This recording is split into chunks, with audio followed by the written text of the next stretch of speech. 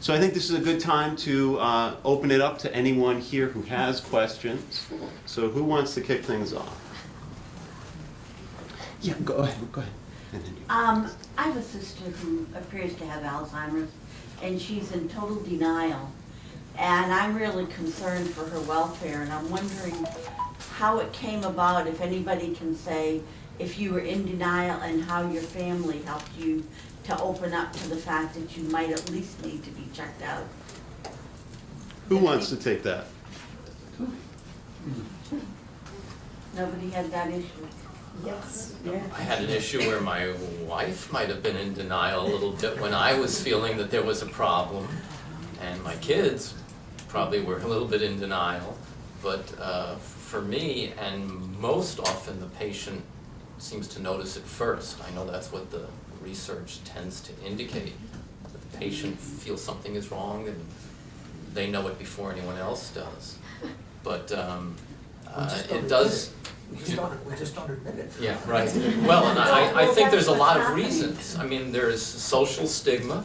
There's no question about it. There are still people who think that if one has Alzheimer's, you're sitting in a wheelchair in a nursing home drooling on yourself and essentially unresponsive. And that's something that we all need to change, that view of the disease. There's situations where people, for whatever reason, can't afford to stop working, don't have disability insurance, don't have, whatever it might be, and so for the sake of their job and their income, they're in denial also.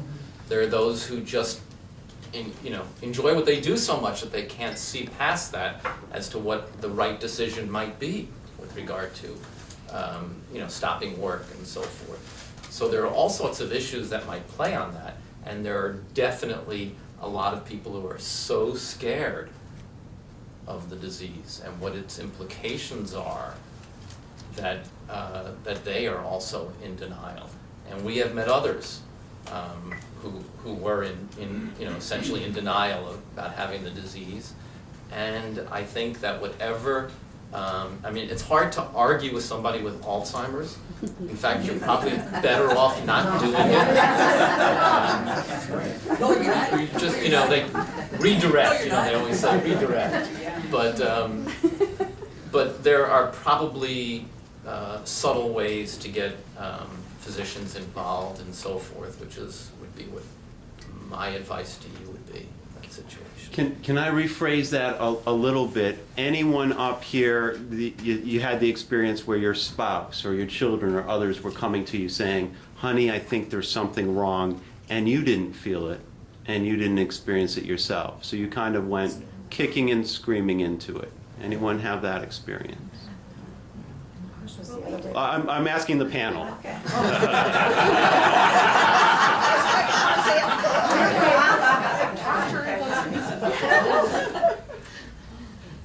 Okay.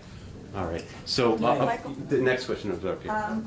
Michael. Wait, I'm sorry. Something. I just wanted to comment that my family very gently indicated that there were some things that I was not doing in my normal way.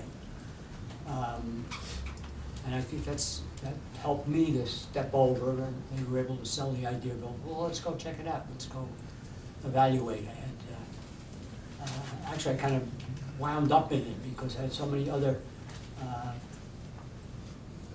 health problems going on at the time that it was just another check along with the cardiograms and whatever, all the stuff that went on. There was nothing left to go. I ran out of doctors to finally tell me what was wrong. So who's left? People that you go to for evaluation, neuro, whatever it is. So I suggest to you that if there's a way that you can work this person into, in fact, almost any doctor can get them started. They might not be good at determining whether they have Alzheimer's, but at least they get them started, and perhaps a doctor's recommendation that they go see Dr. So-and-so might be an easy way to slide in. Because I can imagine some people find it very difficult to accept it. Oh, yeah. Somehow in my case, I guess I was aware I was aware that I was not working on all cylinders, you know? So it was easier to get me to go. And Walt had that, but I just want to say to Dave's point about changing the perception of the disease, and this, you do have this thought of this end stages, and I think all of you today, your beautiful presentation, standing up here, the functioning, speaking, sharing this, your personal experience is going to go a long way to changing the perception that's out there, so thank you for that. Walter. Yeah, I just wanted to bring up a point, because I think everybody here already recognizes it, is that the person who has the disease is the one that's denying it. Right. And consequently, how do you get them to truly understand and believe that they have the disease? Simple. Hey, we got a doctor's appointment, and just for a checkup. Get them into any circumstances you can, but get to the doctor first and say, look, I think this is the problem. If it is, please talk to him in those veins. So that, you know, we have to act that kind of caregivers and at the same, and I'm one of them, and I love it, I'll tell you. I mean, not the disease, that's the caregiving. That's good. That's good. But the point is that it doesn't come on, you don't wake up one morning and go, I have Alzheimer's.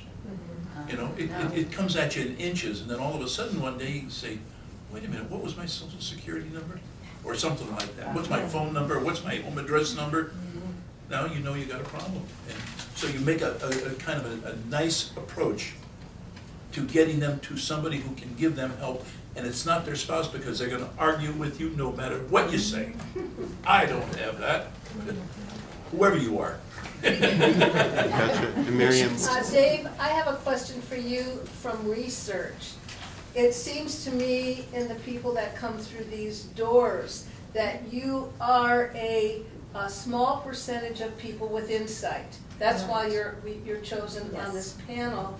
And it seems to me, and I use the number 80% don't have insight. Does research back that up? It's more the stage of the disease than it is age or anything else. I do know that there are approximately 500,000 people in the United States like me who are under the age of 65 and diagnosed with Alzheimer's. And I do know that typically people have recognized this only in the older population who are much later stages than we are. We're all functioning just fine. We're able to take care of our activities of daily living and so forth pretty well, I would suspect. We're all sitting up here. Most of us are, you know, clothes are right side out and so forth. Many of us have showered before.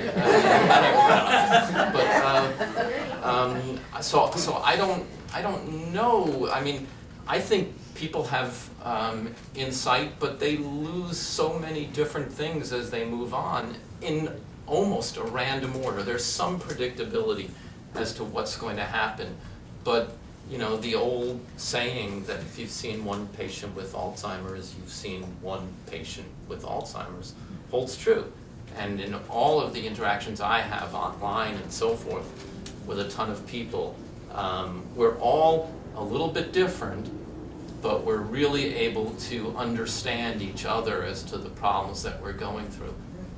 There's a lot of people out there who have the disease, who have the insight into it, who understand what's going on with them. It's not uncommon. I have something to add to that. That I'm wrong.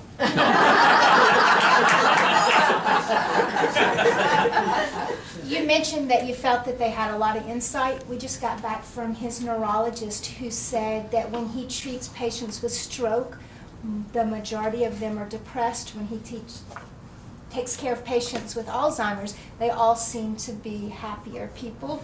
And he just wondered if there was some kind of like relationship in the beginning. I thought that was very interesting. I promised you the next question. It was just a statement, and I just want to say thank you to all of you, because I think you're all very brave to sit here and share your emotions and your feelings with all of us to help us all understand what we're all going through.